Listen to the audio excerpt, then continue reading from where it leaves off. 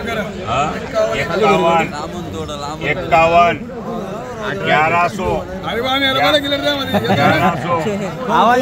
आवाज जोर से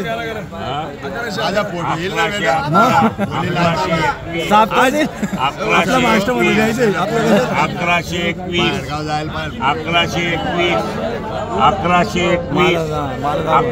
1121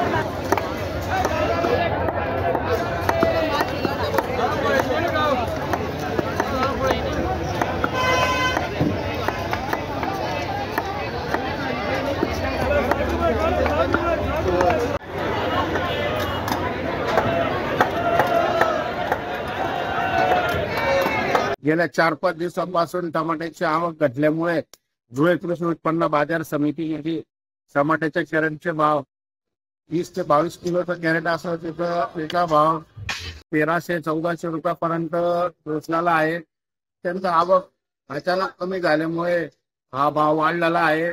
पावसाचं वातावरण आणि तसेच गरमीच्या वातावरणामुळे टमाट्याच्या शेतकऱ्यांना खूप मोठा फटका बसलेला आहे.